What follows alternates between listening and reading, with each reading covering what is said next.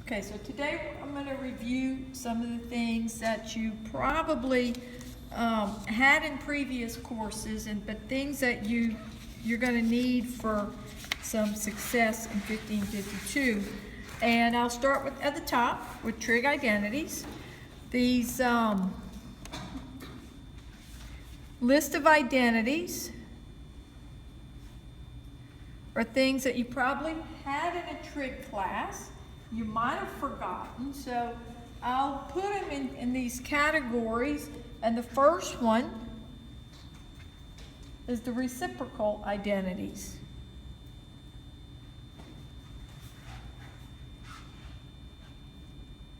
And you probably know these already. This is the things like the sine of x equals 1 over cosecant x. And then the cosine of x is 1 over the secant of x. And tangent of x is 1 over the cotangent of x. And one way you might be able to remember these, I think the tangent one, that's pretty easy to remember. So remember for sine and cosine that the first letter, they're different. So sine here, its reciprocal is cosecant. And then cosine, its reciprocal is secant. So the letters don't match. So when I took trig, that's what helped me to remember that. Okay, now the flip side, the cosecant of x is 1 over the sine of x. The secant of x is 1 over the cosine of x. And the cotangent of x is 1 over tangent of x. So those are the 6 reciprocal identities. And then we have 2 identities we call the quotient identities.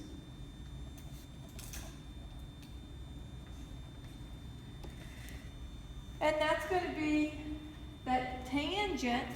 I could write tangent of x as the quotient of sine x over cosine x. Since cotangent's the reciprocal of tangent, I could write cotangent of x equal to the cosine of x over the sine of x. And these are identities that you should pretty much have memorized. When I'm teaching a trig class, I'll kind of describe it like this for trig, that it's like a big production, maybe a big Broadway play or something. And sine and cosine, they are the big stars. They can do everything. Tangents, kind of a big star. And the others, cosecant, secant, and cotangent, they're kind of like supporting actors, actresses. Because you can change everything to sine and cosine. Now sometimes it's not convenient to do that, but if you're stuck on a problem, that's a good thing to try. Now, we have what's called the Pythagorean identities.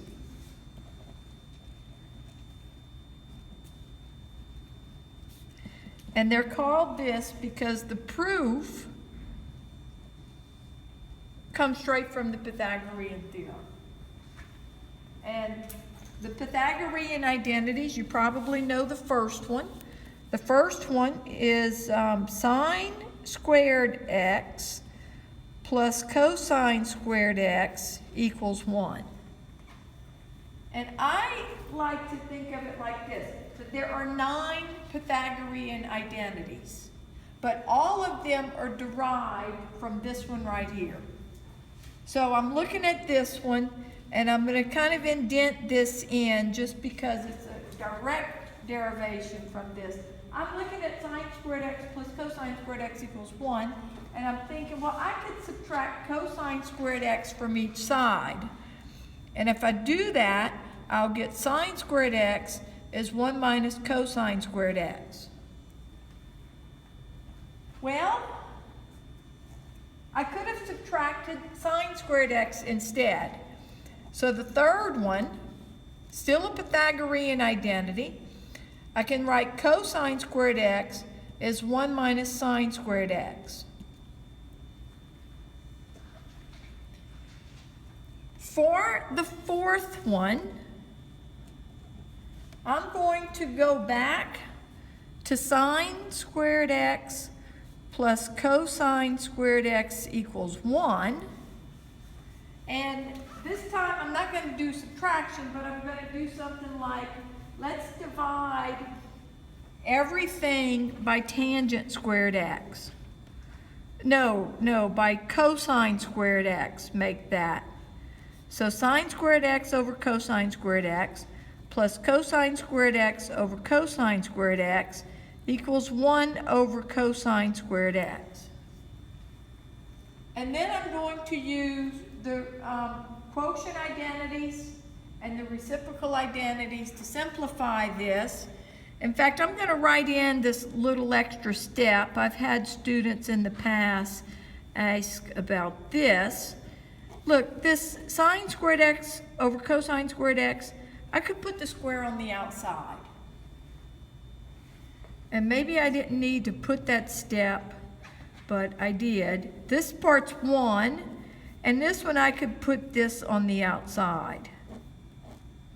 1 over cosine x, the whole thing squared. Then I can look at it and say, well, sine over cosine is tangent. So that's tangent squared x, and there's my plus 1, and 1 over cosine is secant. So tangent squared x plus 1 equals secant squared x. So I'm going to box off these final versions that I'll be using, because this right here just showed the work. Here's number 4. Tangent squared x plus 1 is secant squared x. While I'm numbering them, the numbers are in no particular order. There's nothing special about this numbering. Okay, if I take number 4, which is tangent squared x plus 1 equals secant squared x, then I can do the subtraction, same kind of subtraction I did to get number 2 and 3. So I'm looking at this, I'm thinking I can do minus 1 from both sides. I'll call this number 5. Tangent squared x equals secant squared x minus 1. And then I could also write, if I do subtract tangent squared x, 1 equals secant squared x minus tangent squared x. So now I have 3 more that I want to grab. And what do you think I'll do for number 7? Divide by sine squared x. So I'm going to go back to, I'm going to put it here on the side. I'm going to go back to sine squared x plus cosine squared x equals 1. Every one of these you can get from the first one. And I can look at it and say, let me divide everything by sine squared x. So sine squared x over sine squared x plus cosine squared x over sine squared x is 1 over sine squared x. And if I reduce, I'll get 1 plus cotangent squared x equals 1 over sine is cosecant.